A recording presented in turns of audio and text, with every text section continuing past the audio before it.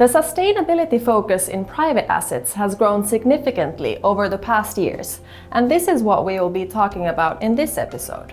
Come join us in discussing with Evlin's investment experts about the ESG themes, trends, and future outlook, ranging all the way from growth equity to forestry, infrastructure, and beyond. Stay tuned.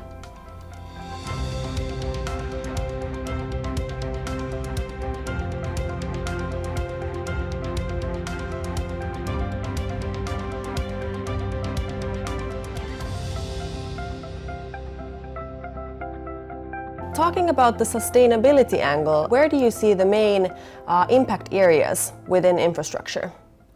First I want to say that responsible investment is very important in this area since we're owning critical infrastructure that's essential to society, so it has to be owned and operated in a responsible way.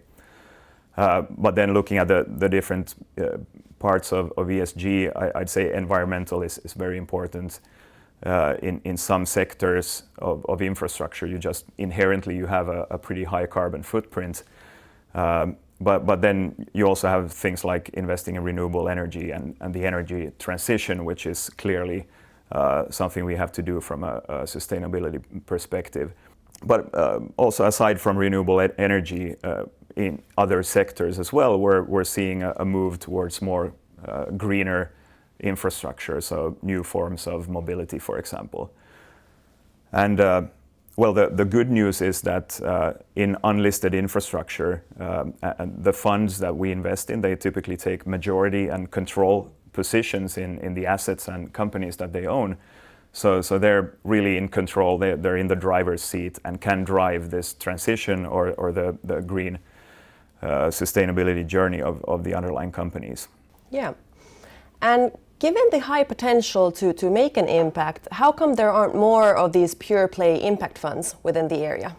Well, to officially be an impact fund, so what they call an Article 9 fund, you really have to follow some very strict criteria, and that limits your investment universe. So you're restricted to investing in only certain niches of the whole universe, and you might actually be prohibited from investing in something that is currently maybe just traditional infra, less green, but you have the plan to take it to something more sustainable. So what we think is that you can actually have a lot of impact also investing outside of the Article 9 universe with a more diversified strategy like ours.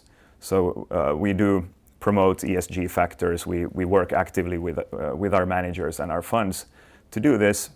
And one example is that there's a lot of work going into initiatives like greenhouse gas and emissions reporting across the portfolio, but also other ESG KPIs that enable us to really follow and see how these assets are improving over time. Very good. So it sounds to me that even without being a pure impact fund, there's a lot of potential to make impact and focus on sustainability, for instance, through an active ESG approach that we have here at Evlin. And switching gears a little bit and thinking of ESG in private debt. So what would you say are ways to gear companies towards more sustainable operations? Of course, as a lender of the company, you are not able to control the business. So big part of the ESG is done before the financing have been provided for these companies.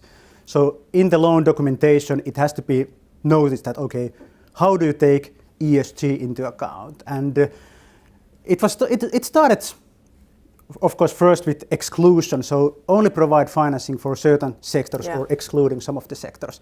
But now in recent years we have seen more and more engagement of the lenders, so that in the loan documentation there are certain KPIs that lender or borrower has to achieve to get some cheaper financing. Yeah. And these KPIs can be, let's say, carbon reduction or less water consumption or something like that.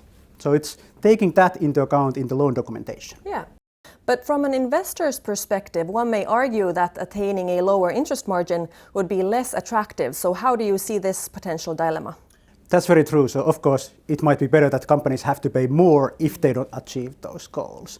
But at the same time, if the company really does right thing and does those improvements in the business, it's less risky on a long term. Yeah. And you could argue that on a long term, risk-adjusted basis, the return is still very attractive. And of course, these ratchets are rather small, so they're 5 basis points, 10 basis points, 20 basis points, something like that. So it's very small part of the total return the investors get from the loan. So from that point of view, it's rather good to have those ratchets. Yeah. Of course, ultimately, in the end, it goes back to the owners of the businesses. So they have to believe that they do the right thing by implementing these improvements, and in that way, maximize the long-term value of their businesses. Yeah.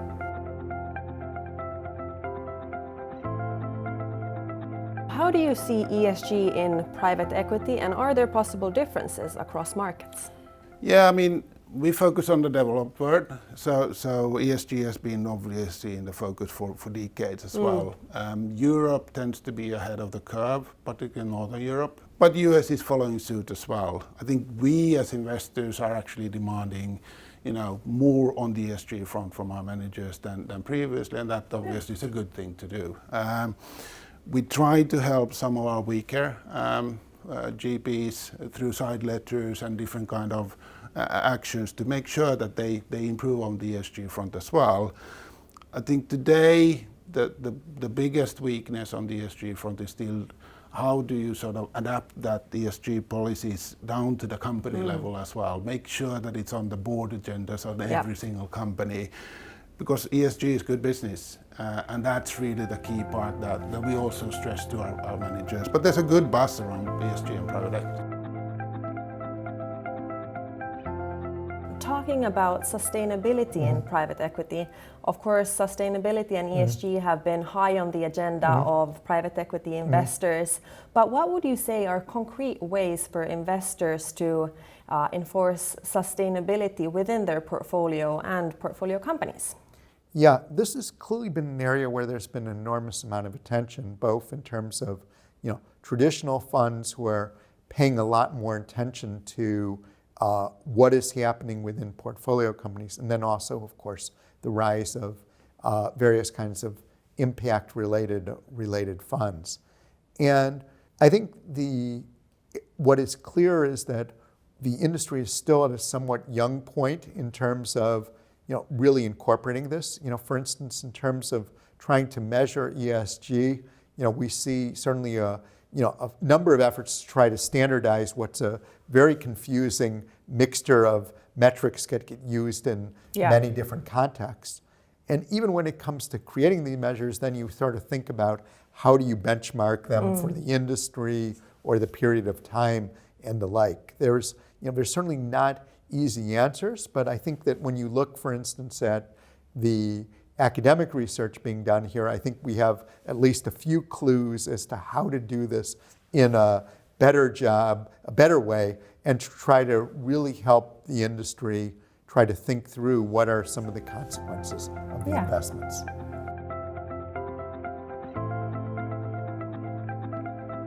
And thinking of ESG, how can investors ensure that the forests are actually managed sustainably? Well, the tool we use is really forest certification. So that's an independent third-party review of the management practices, and if they conform to the criteria, then they're offered a forest certification certificate. And at Evlin, we recognise 2 schemes, the Forest Stewardship Council and the Programme for Endorsement for Forest Certification. Yeah. In addition to that, we're beginning to see the managers partner with environmental NGOs, seeking to improve conservation outcomes and reporting metrics as well. So to wrap up, it seems that forestry provides good returns, works as an inflation hedge, and has been seeing rising interest given its carbon potential. That's right. And switching gears a little bit, talking about sustainability, what kind of an effect or impact do you see growth equity investments potentially having now and in the future? I think that the sustainability goes very well with our original ideology of being owners. There cannot be ownership without responsibility.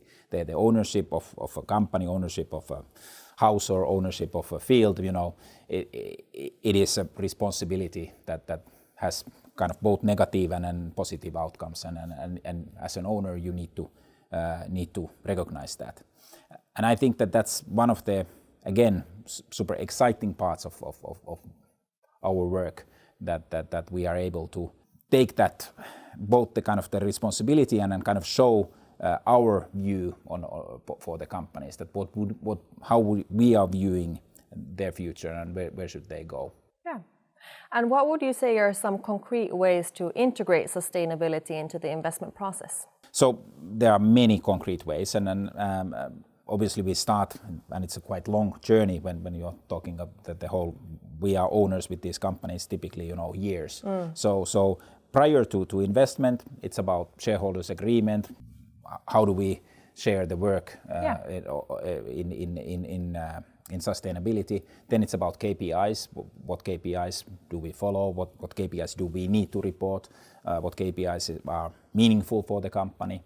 And then finally, at the exit level, then it's about sustainability, due diligence type of things that we are able to show that these are the things that this company has done historically, and this is where it is at now. And then those are very valuable things. And I also feel that it's not only about being altruistic, doing great things for the world, which is super important for us, but it's also good for the business. Yeah. So it seems that there are various different steps that you can do in order to integrate sustainability throughout the investment process, and it really comes to the ownership that you were talking about through the active board work with the companies that you're able to then have impact and pursue sustainability within the companies. Exactly, and like you said, in half of our companies we are the chairperson. Yeah. So it's obvious that we need to then take role on the guidance of the company. Exactly. And we are happy to do that. It's become clear that sustainable investing has gained wide momentum across private assets, and investors have a critical role in integrating ESG into their investment processes. Some examples would be conducting ESG due diligence, setting KPIs, policies, or in some cases even being actively involved in board work with portfolio companies. So investors really are able to have a significant impact when it comes to sustainability. This is all for our part today. However, don't miss out on the rest of our Alternative Insights videos. So stay tuned. This is Evlin.